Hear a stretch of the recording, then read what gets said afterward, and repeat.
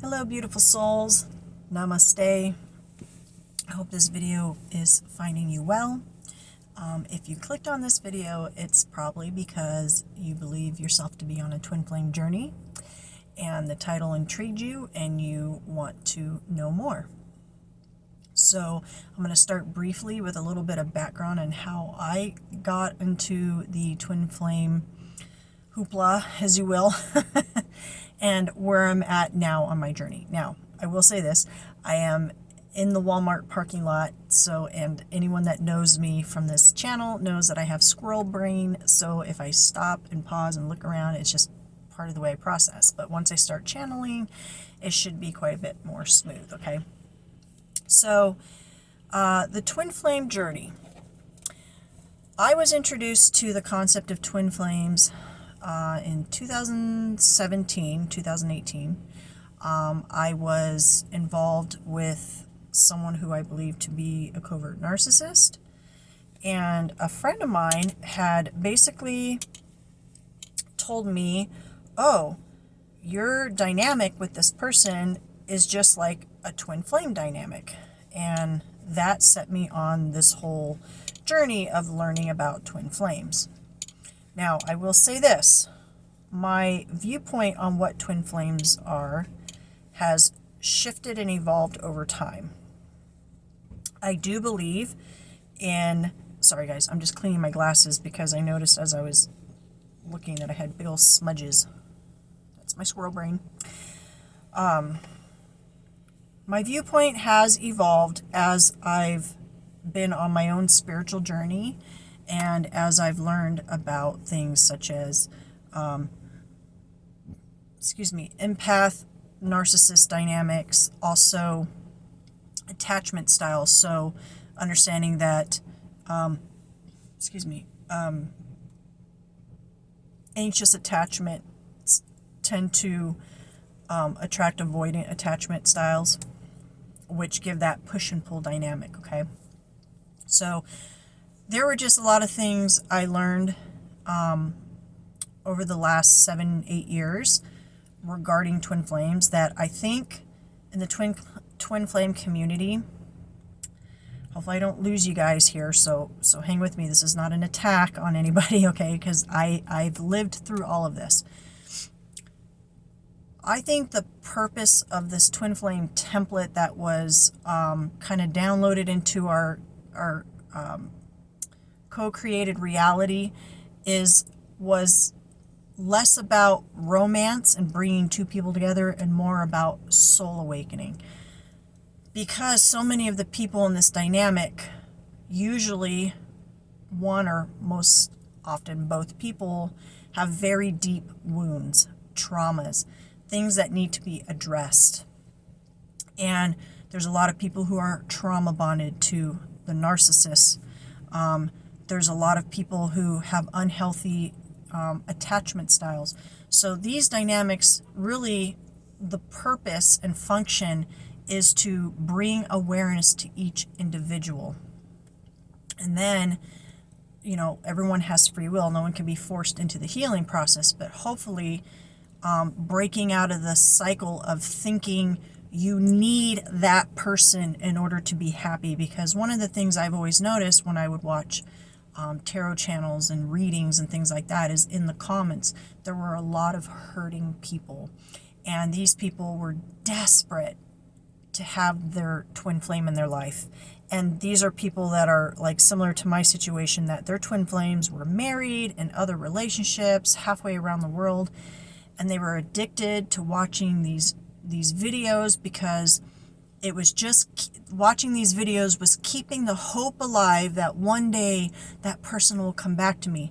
So many people have their worth and value wrapped up in somebody else. And when you do that, you are giving your power away.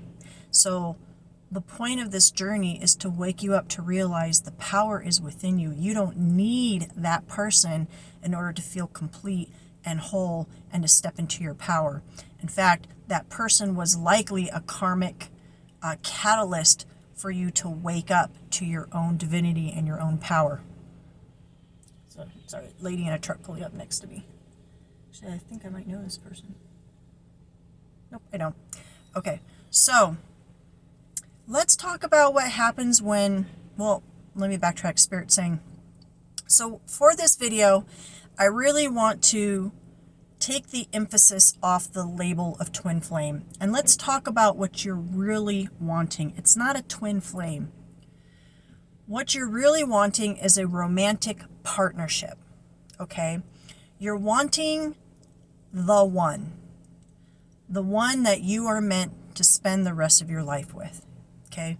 Whatever label you give that, really, that's what you're seeking. And within that relationship, what you should be wanting and desiring is someone who's going to love you unconditionally, respect you. There will be reciprocity in the relationship. There will be learning and growing and evolving together. This isn't about two perfect people coming together to have a perfect relationship. It's about understanding that you are already perfect. Hear me out. Our perfection lies in the fact that we are a divine being first and foremost. We are a soul experiencing Earth in a human vehicle. The human vehicle is flawed. The human vehicle has an ego, has emotions. It has experienced good and bad things, uncomfortable things. It's gone through karmic lessons. It's been happy, sad, angry, and everything in between. That's our humanness. But our divineness is pure unconditional love. We coexist. Our soul and our ego coexist in this vehicle. We are whole as we are. We don't need somebody else to fulfill us. We desire companionship.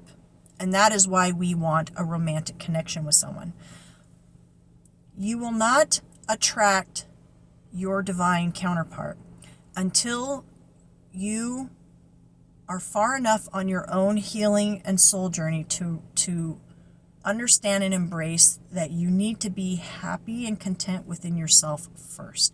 And there's no right or wrong time of when that happens for each person. It's part of the journey. It's part of the process, okay? Everyone's journey and process looks different. I just talked about this on my Facebook Live. What you're in essence trying to do, when you're on the twin flame journey and you're watching tarot and you're just obsessed with it, you're chasing. The energy you're in is a very masculine energy, and you're chasing because you have this fear that you're going to lose that person, or that it's never going to happen, or that something needs to happen. And what that does energetically is anytime we don't allow flow, we create resistance. This is just scientific, energetic concepts, okay? When you're in a divine union, you don't have to do that.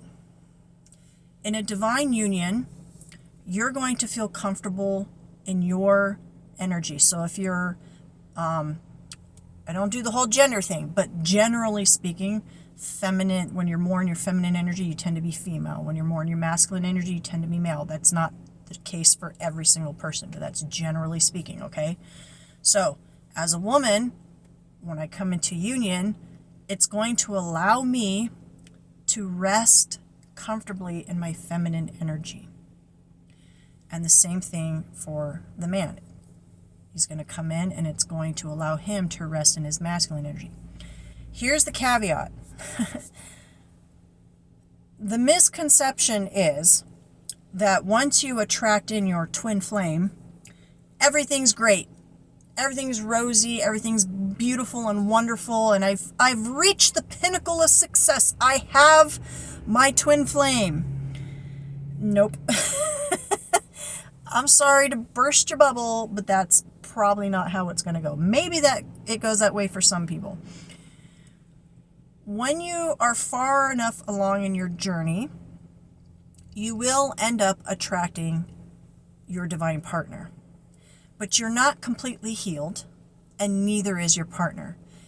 And the purpose of that is because you will attract each other in when you're ready for the next level of healing, which is requires you to be in union to bounce those energies off of each other, because there are going to be core wounding.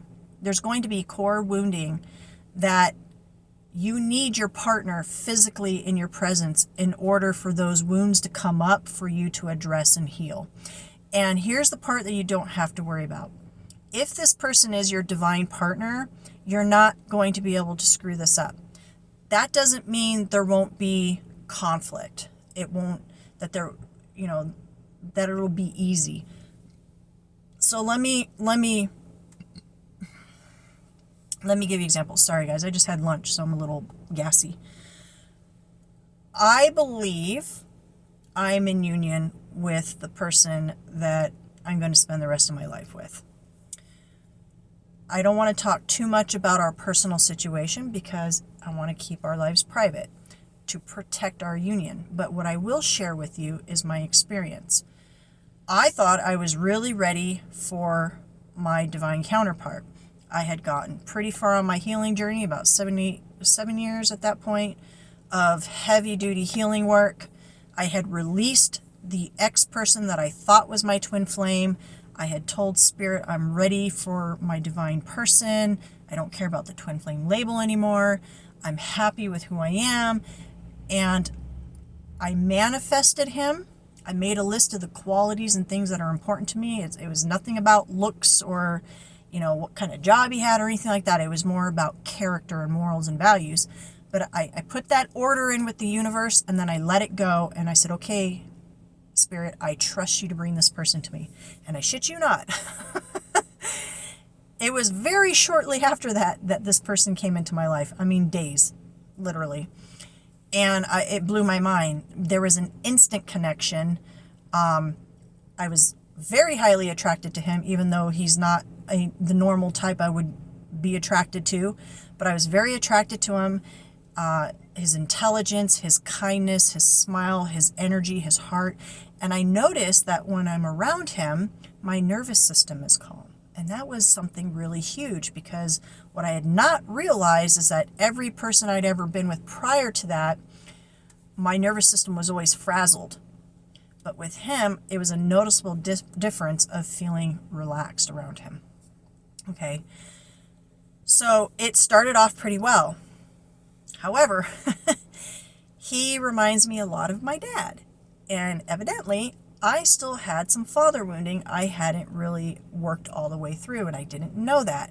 So being with him started triggering some of these wounds because he reminded me so much of my dad. And so those things were coming up, and it was a lot of chaos dealing with that. Now, I did something very early on in our connection because I'm a very open person. I explained this stuff to him. I said, look, I believe I'm on a soul journey, on a healing journey. I just want you to know that being with you has been bringing up some things inside of me that I'm having a little bit hard time kind of managing and working through. So I would appreciate if you can be patient with me and understand that if stuff comes up, it's not against you. It's just me trying to understand what it is and work through it. And so he has had the patience of a saint as this stuff has come up. But he's not off the hook, because he had his own wounding and his own things he needed to work through. And a lot of that was around his idea of what love is and how love should look. And that was because of things that he went through in his past. So he had his own wounding and his own things he needed to work on, and being around me was triggering that for him. And so we would work together through these things that were coming up. Now, this year will be 2 years that we've known each other. And so our connection has been progressing at a very natural, organic rate.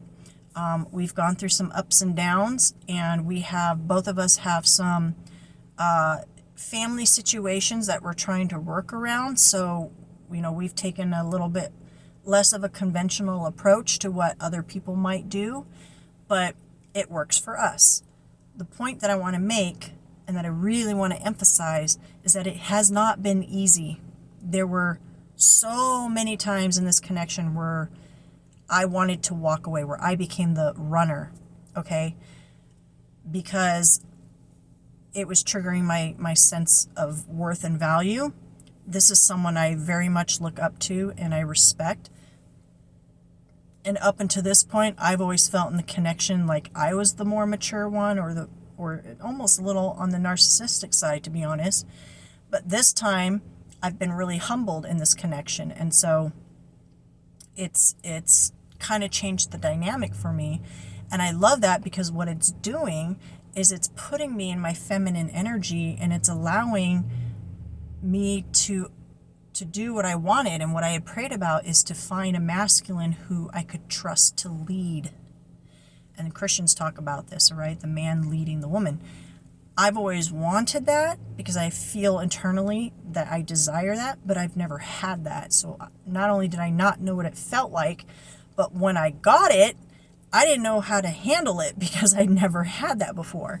And so it's not like it comes in, you get it, and you're like, all right, cool, let's go, I've got this. No, you have to adjust to something new when you're not used to it. So the point that I'm trying to make here is that when you get into a divine union with a partner who is meant for you, that doesn't mean it's going to be easy, because before you can get to that point of flow, you're going to help each other work through more of the kinks, okay? You're going to work through some of the challenges. You're going to help each other heal some wounds, and it's going to require patience. It's, I'm hearing spirit right now. So in the Christian Bible, you don't have to be a Christian to read this and appreciate it, but 1 Corinthians chapter 13 is a really great explanation of love. Now, it's not the only explanation.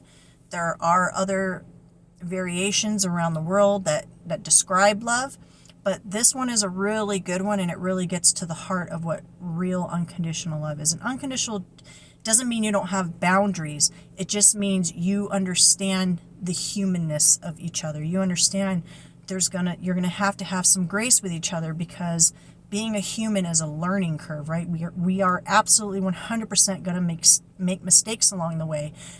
But are we willing to forgive? Are we willing to help each other move through those mistakes and learn from them and grow together? And that's what a divine union is about. It's not you're going to meet your person and everything's going to be perfect. It's, hey, we're meant for each other. We feel it on a soul level, but there's still work to do. I have some work I need to do, you have some work you need to do, and then what can we work on together to help grow this connection, okay? So I would encourage you, if you're kind of stuck in this whole twin flame dynamic and you're really hung up on a particular person, let this message stir your soul, and I challenge you to go within and start being real honest with yourself. This is probably going to be uncomfortable. In this process, take away any shame and judgment that you have. Okay, it's crucial that you look at yourself from a nurturing perspective and ask yourself, is this person that I'm hung up on, this person that I think is my twin flame, if I take away my little bit of obsession with this, does this person love me? Are they showing me respect? Are they showing up for me? Are they reciprocating love and respect? Are they a good person? Is this the kind of person I would take to church or take to my parents? Is this the kind of person I'd want around my kids, raising my kids? Start being real honest with yourself about this perceived connection you have with this person, and be willing to let it go if you know in your heart that that is not what you're looking for. Because sometimes we get really kind of obsessed with the idea of what we want in a person and not the reality of who they are to us. And in most cases that I've come across, people, the twin flame that they think is their twin flame is honestly meant to be a karmic lesson. And they're just not ready to wrap themselves around that yet.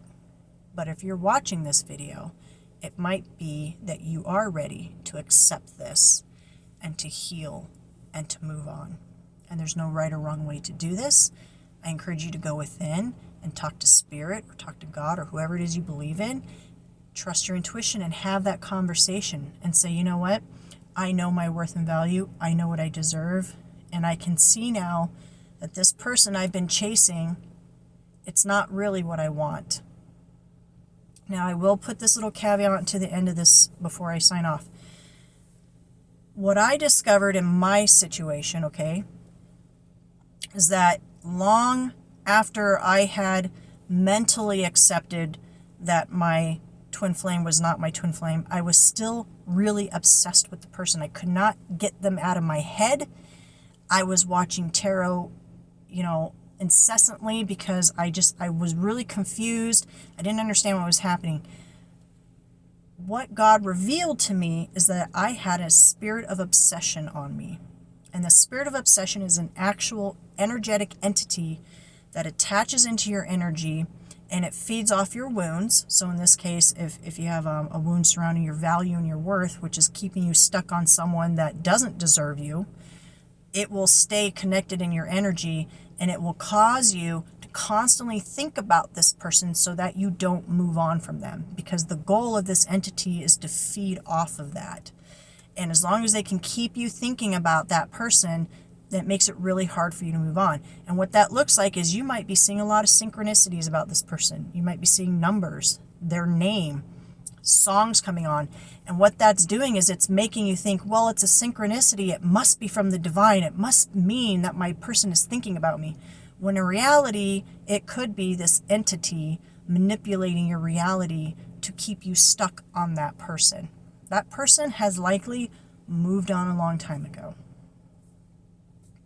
And so if you feel like you're in that space where you're obsessively thinking about the person, I'd encourage you to pray about that and ask for relief. Say, please, Holy Spirit, cast this entity out of my energy so that I can truly heal, let go, and move on with my life. Heal myself, step into the best version of myself, and attract in the partner that is meant for me, who will love me and respect me the way I deserve. Okay? Whew, that was a lot. I hope that this all made sense to you. I know it's a very delicate, conversation to have because I've been there and I understand, and I'm not telling my whole twin flame story because it would take a lot longer than a half hour, and it's super emotional. But I really hope that I'm getting to the main points of it and that it helps you to do a little introspection on your own journey about which direction you should go now, okay? I love you all. I'm sending you so much love for your healing journey. And I really, I want to say this, that the love teams are coming through. I just heard the name Sharon. The love teams are coming through. You deserve real, loyal, authentic, unconditional, respectful love, and nothing less. Namaste.